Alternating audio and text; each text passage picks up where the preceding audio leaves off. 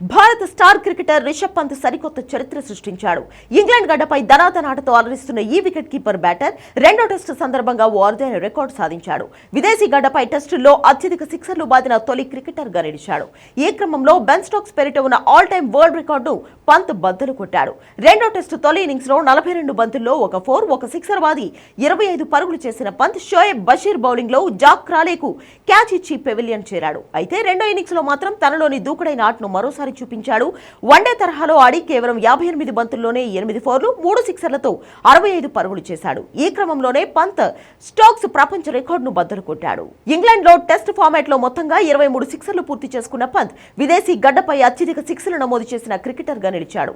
అంతకుముందు Ben Stokes south ఆఫ్రికాలో 21 సిక్సర్లు బాదాడు.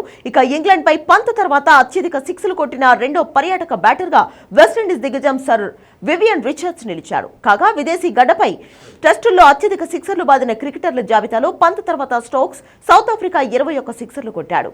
అలాగే మాథ్యూ హెడెన్ టీమిండియాపై 19 సిక్సర్లు, వివియన్ రిచర్డ్స్ ఇంగ్లాండ్ పై 16 సిక్సర్లు, హ్యారీ బ్రూక్ న్యూజిలాండ్ పై 16 సిక్సర్లు బాదారు. ఇదిలా ఉంటే లీడ్స్ వేదికగా తొలి టెస్టులో రెండో ఇన్నింగ్స్ లోనూ రిషబ్ పంత్ శతకాలతో చెలరేగాడు. తొలి ఇన్నింగ్స్ లో 178 బంతుల్లో 12 ఫోర్లు 6 సిక్సర్ల సాయంతో 134 పరుగులు చేసిన పంత్ రెండో ఇన్నింగ్స్ లో 140 బంతుల్లో 15 ఫోర్లు 3 సిక్సర్ల సాయంతో 118 పరుగులు సాధించాడు.